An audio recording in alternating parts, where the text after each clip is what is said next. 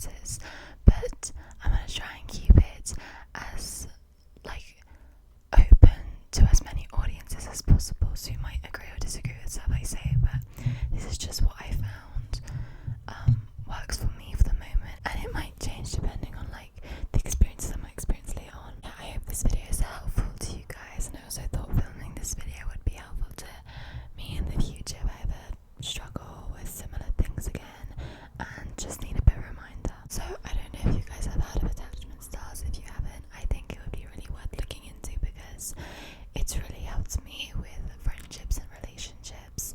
So I'm just going to give a brief rundown of all of them. There are 4 different attachment styles. There's secure, disorganized, avoidant and anxious attachment, and they're basically built upon, you know, your past experiences, especially when you were a child with your caregivers, and that sort of shapes how you see the world. For me, I have a disorganized attachment style. It's obviously gotten much better, and you know, sometimes I lean into more avoidant, more anxious, more secure. Different people bring out different things for me, so it may be similar for you. I think if you guys want like a quiz to do to figure out your attachment style, you can look at the attachmentproject.com. They've got probably the best quiz out there, but I would still say seeking a therapist to like sort of talk it through with you could be better, but I know that's not available for everyone. First piece of advice I'd give you guys is how we perceive the world, based on how we perceive ourselves, and also vice versa. Like the way the world treats us can also affect how we treat ourselves. So like, for example, if I have really low self-esteem, then I'm gonna take everything that everybody does really personally, because I'm gonna be like, if somebody doesn't reply to my message, I'll be like, they hate me, you know, because it's a reflection of how I feel about myself. It's me projecting those negative beliefs onto other people. But also vice versa, if I'm in a really bad environment, but also like, so it's kind of like, if you feel like bad within yourself and you don't think you deserve a lot, you have this core belief that you don't think you deserve a lot, then you're going to attract people that make that like support that core belief, that make you feel not good enough. And then it's sort of a cycle, because then you've attracted people that make you feel like you're not good enough, which further supports your belief. So in a sense, it, as much as like it hurts, it also makes you feel good because it supports that core belief that you've been living with like years and years in. So I think the first thing you can do is identify what core beliefs you have about yourself and about other people. So that could be like, people aren't to be trusted, or I'm not worth loving, you know. And then do the how. So see how that manifests in your relationship. So for example, if you have the core belief of I'm not worth loving, then you may settle for the bare minimum. For example, if you think people aren't to be trusted, then you're less likely to be vulnerable with other people, or you might be vulnerable and then want to like withdraw as soon as you are. So now I'm gonna sort of talk about how I would approach every like insecure attachment style based on me having disorganized and having experienced all of them. So just a rundown of what the attachment styles are. So this is very brief. Obviously they're so complicated, and they can like show up in different ways for everyone, because we're all individuals with different experiences. So avoidance is sort of when, okay, I saw this video and it described it really well. So imagine you have a plant and the plant needs water to survive. So it's like us humans, we're social creatures, so we need love to survive. So you've got someone, which is your caregiver, who like, it comes to water the plant once, and then afterwards, like, the plant expects to be watered and needs water, but like doesn't get it from the caregiver or the person like who's meant to be watering the plant.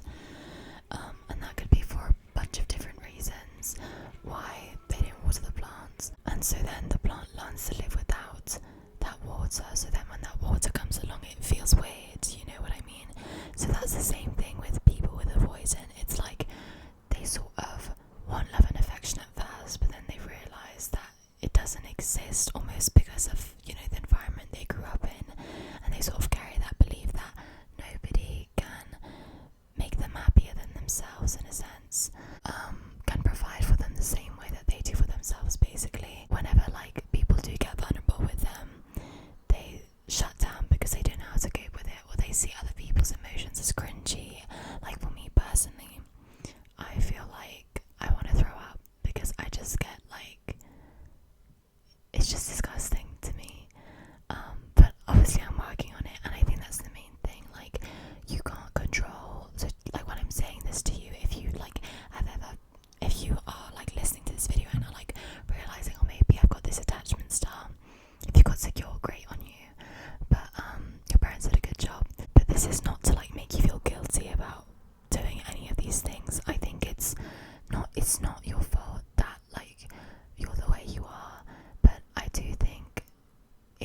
is worth like looking into it, and so that like relationships are fairer on you and others, and just being very communicative during the process that you're healing, you know. So then anxious is when like it's all over social media actually. I think it's very romanticized to be anxiously attached to people. So for example, if your crush texts you, then you get really happy, and when they don't, then you get really sad.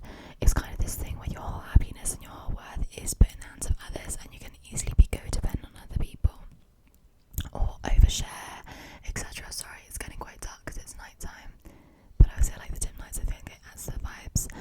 But yeah, that's basically like briefly what the attachment styles are. And secure is when it says it in the name, you can trust others and you trust yourself. So that's ideally what we want to get, but also to say that secure people aren't always secure. We are human, we all are feeling, and nobody's perfect. So even secure people are going to have moments where they can be unreasonable and they can feel insecurely attached. It's just about getting to a point where that insecure attachment is manageable. Now I'm gonna say like what helps me. So I think for both attachment styles, at least for me, because I think my break to France really helped me sort of reframe, you know, my thoughts and put things into perspective. Like sometimes the best thing you can do for yourself, especially me, I'm such a perfectionist. Like if I don't have everything figured out and not everything's perfect, then I'm just like, it annoys me. Sometimes just taking a step back is the best thing you can do. But when you take a step back, you have to embrace taking a step back. You can't feel guilty about it. You can't be overthinking. You just have to let yourself be and then re-come to it. Or even don't, just do whatever feels best for you. I think the whole like trip, and even like, I know this, it kind of sound weird, but if you guys have seen my boy drama video, that was like the first like romantic fling I guess I've had with a guy, and I don't think I've ever had anybody be like, oh my god, a fuck boy so helped me mentally. Like usually it's opposite, but I genuinely feel it did, because I feel like avoidant, at least for me, I don't know about like being fully avoidant or being fully anxious, but avoidant and my anxious attachment, it comes from me caring too much about everything, me being so attached to everything to the point where like it's just different trauma responses. I either want to run away or I either want to fawn over the person. When you have like something that you go into it knowing that it's not going to be long term, it just makes you completely disconnect from those trauma responses, because you are just in the present moment. You're not worried about what's going to happen in your future and stuff like that. It's just like you're fully in the present moment, and I think that's exactly the trick. When I would get into those very avoidant phases, it would usually be because I felt trapped, because I felt like if I continued the friendship or whatever, like they would be so reliant and attached to me that like in a couple years all my time will be spent with them.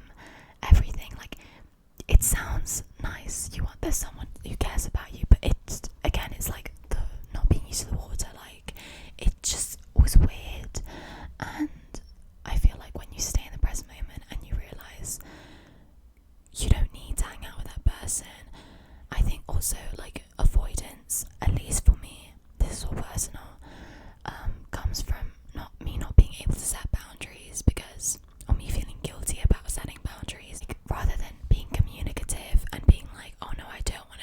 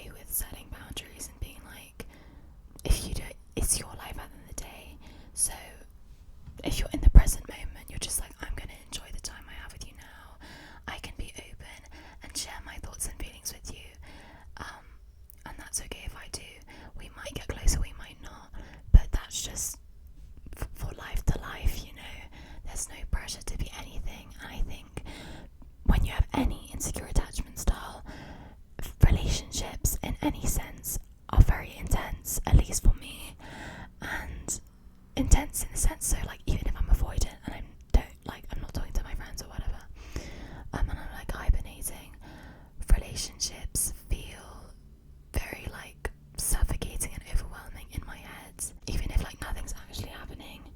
So I think it's about realizing that life is very unhinged and unserious, and to not beat yourself up because of that fact. To not be like, oh, why can't I get my shit together? You know what I mean? Because it makes sense why you feel like that. Like, know that it did serve you well, but it's not serving you well right now. And again, as I said, sometimes taking a break from it all is one of the best things you can do. Okay, so for anxious attachment, I would say, to be honest, I'm not as anxiously attached. Oh my god, my phone's at 10%.